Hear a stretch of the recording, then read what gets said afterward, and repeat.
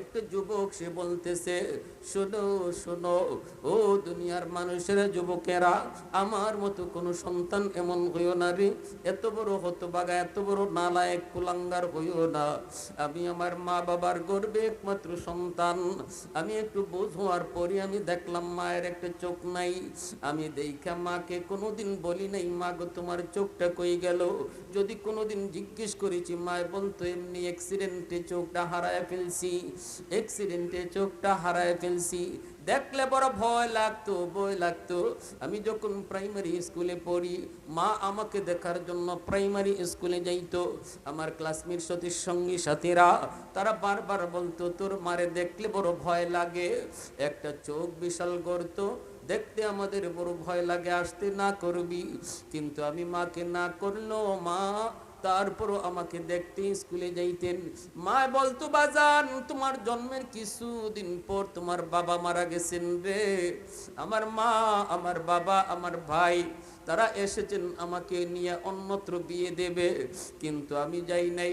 আমি বলেছি, বাবা আমি আর কোথাও বিয়ে বসবো না, আমার স্বামীর বাড়িতে জীবন যৌবন কাটায় দেব। কারণ আল্লাহ আমাকে একটা সন্তান দিয়েছে, সন্তান, এই সন্তানের চেহারা দেখে আমি জীবন যৌবন কাটিয়ে দিব। আমি যাই নাই, আমি এখানেই থেকে গেছি শুধু তোমাকে আশা কইরা। বাবা আমি তোমাকে সারাদিন না দেখলে থাকতে পারি না।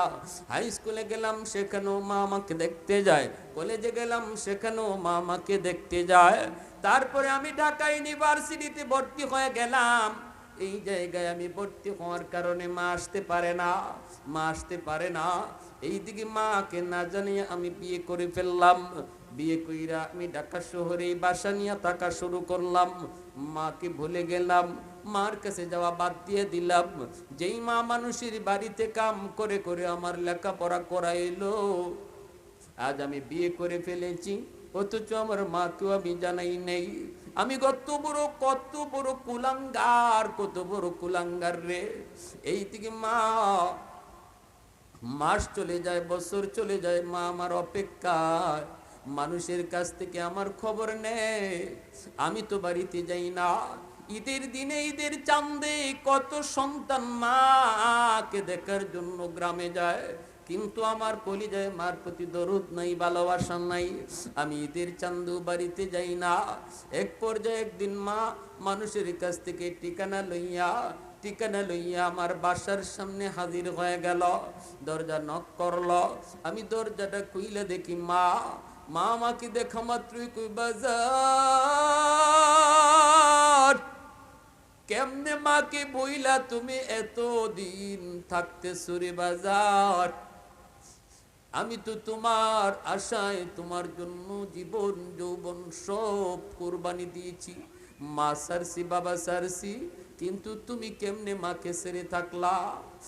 তখনও আমার কলিজায় বিন্দু পরিমাণ দরদ নাই, বিন্দু পরিমাণ মায়া আসে নাই।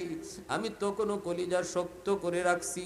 মাকে ধমক দিয়া বলতেছি, মা গো তুমি কেন আইছো, কেন তুমি আইছো? তোমার একটা চোখ নাই, দেখলে তোমাকে বড় ভয় লাগে। আমার বউ যদি তোমাকে দেখে তাহলে ভয় পাবে। তুমি কি আমার শান্তি চাও না? তুমি কি আমার আরাম চাও না?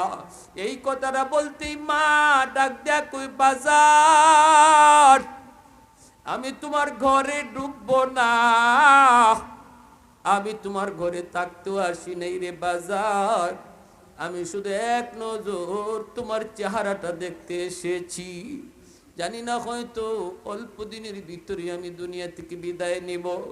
যদি কোনোদিন মার মৃত্যু সংবাদ পাও তাহলে মার কবরটা অন্তত দেখতে যাইও। এই বইলা মা দুঃখিনী সন্তানের কাছ থেকে বিদায় নিয়ে চলে আসলো। এই সন্তান বলতেছে, বেশ কিছুদিন পর আমার পাশের গ্রামে একটা অনুষ্ঠান, এই অনুষ্ঠানে তারা আমাকে অতিথি করলো। আমি ওই অনুষ্ঠানে যোগ দিলাম। অনুষ্ঠান শেষ হওয়ার পর মনে মনে ভাবলাম, পাশের গ্রামটাই তো যেহেতু নিজের গ্রাম, একটু মাকে দেখে আসি মা কেমন আছে।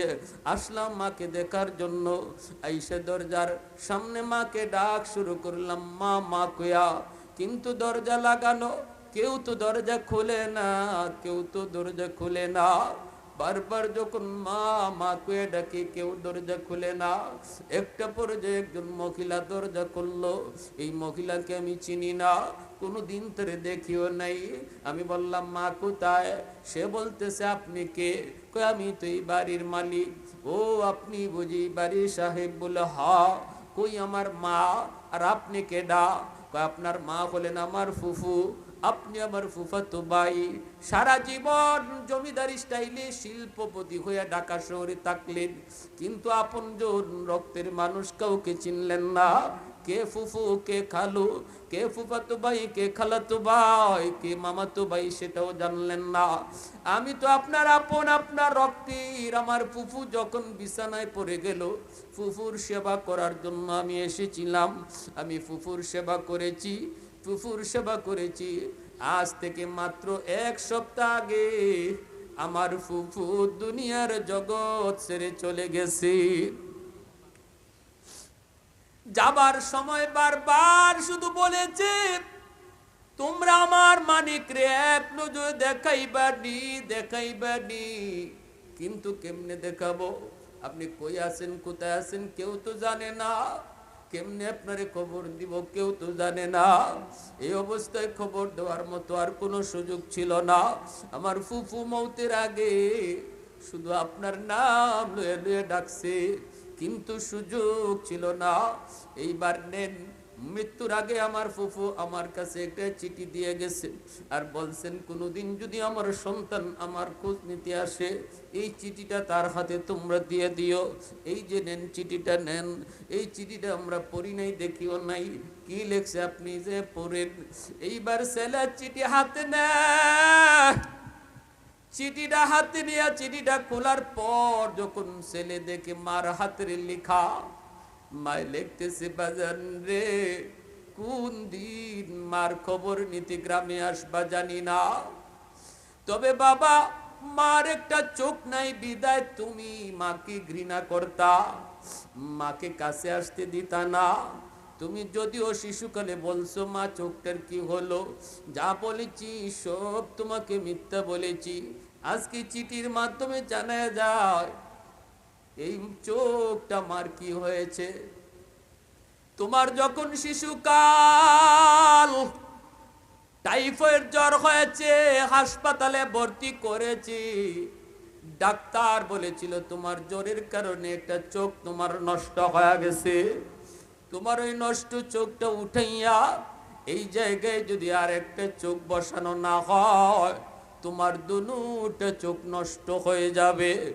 সেদিন আমি ডাক্তারকে বলেছিলাম, ডাক্তার আমি মার 2টা চোখ লাগবে না, আমার একটা চোখ নিয়ে যান, প্রয়োজনে আমি মার 2টা চোখ আপনি লইয়া যান, তবু আমার সন্তানের চোখ বাঁচান, আমি মার চোখ লাগবে না গো। মার চোখ নিয়ে তোমার চোখটা সেই দিন বাঁচানো হয়েছিল, এজন্য মার একটা চোখ বিশাল গর্ত।